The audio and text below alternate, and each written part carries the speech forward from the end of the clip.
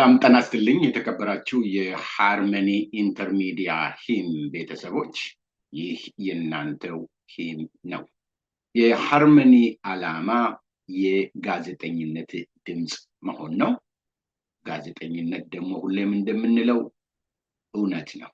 በዚህ መሰረት ከዚህ ቀጥሎ የምናቀርብላችሁ አንድ ዝግጅት እንደ ዜናም እንደ አጠቃላይ ዕውቀትም ሊሆንላችሁ ይችላል።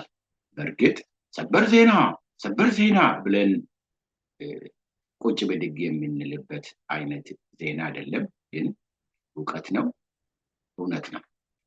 በሰው ልጆች ታሪክ ውስጥ ትናንትም በነበሩት እስከ ዛሬም ባሉት በዓለም ላይ ሲካሄዱ የነበሩ ጦርነቶች፣ ዛሬም እየተካሄዱ ያሉ ጦርነቶች መንስኤዎቻቸው፣ ቀስቃሾቻቸው፣ የሚያራምዱትም የሚሳተፉበትም ወንዶች ናቸው።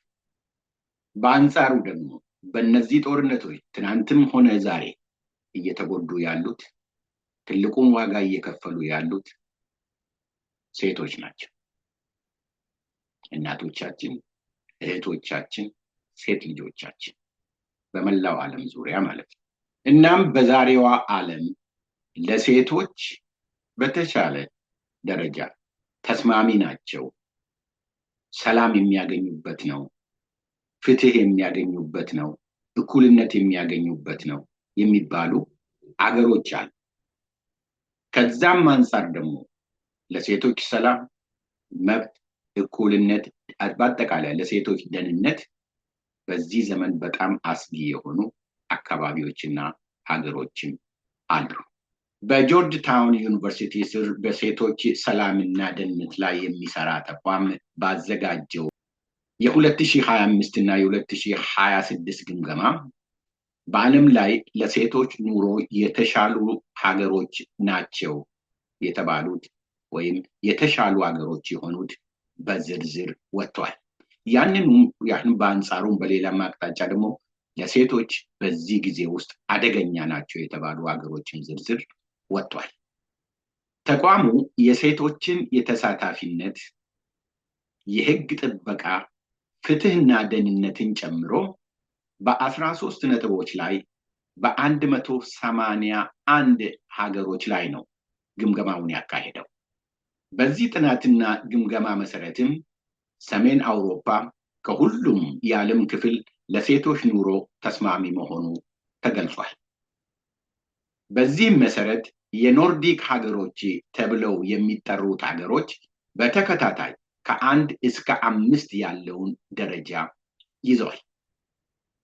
ዴንማርክ በአንደኝነት ስትመራ፣ አይስላንድ፣ ኖርዌይ፣ ስዊድን እና ፊንላንድ ከ5ቱ ሀገሮች ውስጥ ናቸው።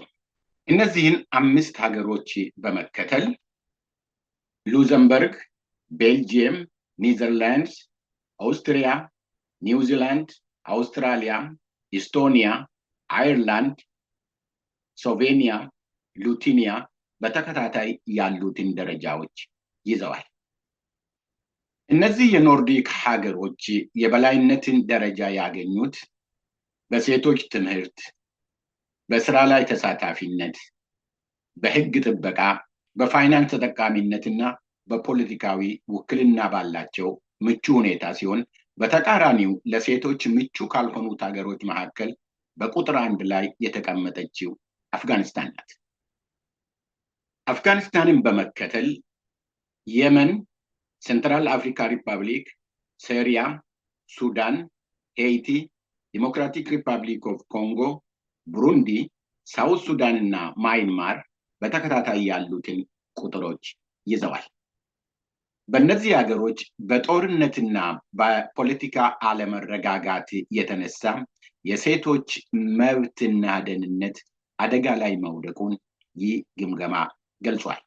በእነዚህ ለሴቶች ሰላምና ደህንነት አደገኞች ናቸው ተብለው በተጠቀሱት ሀገሮች ውስጥ ከ676 ሚሊዮን በላይ የሚሆኑ ሴቶች እንደሚኖሩበትን በዚህ ጥናት ውስጥ ተገልጿል።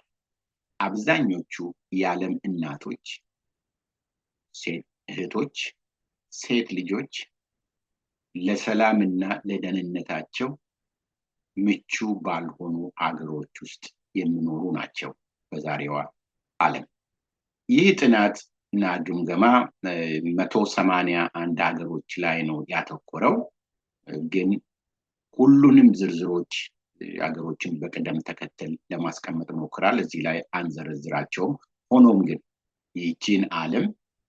ይህችን በዓለም ላይ የምንቆይባትን አጭር ህይወት ከጦርነትና ከግጭት ነፃ በማድረግ ለእናቶቻችን፣ ለእህቶቻችን፣ ለሴት ልጆቻችን ምቹ እንዲሆኑ የማድረግ ሚና ዛሬም ቢሆን ለግጭቶቹ፣ ለጦርነቶቹ በየቦታው መቀስቀስ ምክንያት የሆኑት ወንዶች ቁጭ ብለው ራሳቸው ጋራ እርስ በርሳቸው መነጋገርና ይህችን ዓለም ለሰው ልጆች ሁሉ ምቹ ለማድረግ መጣር ይጠበቅባቸዋል። እንግዲህ የፈጠራቸው ልቦና ይስጣቸው እንላለን። በሌሎች በእውቀትና በእውነት ላይ የተመረኮዙና ለእናንተ ጠቃሚ ናቸው በምንላቸው መረጃዎች ተመልሰን እንመጣለን። የዛሬውን በዚሁ አበቃን። በያላችሁበት ሰላም ለእናንተ ይሁን። ደህና። ይህ ሃርመኒ ኢንተርሚዲያ ሂም ነው። ሃርመኒ የጋዜጠኝነት ድምጽ ነው። ጋዜጠኝነት ደግሞ የእውነት ድምጽ ነው።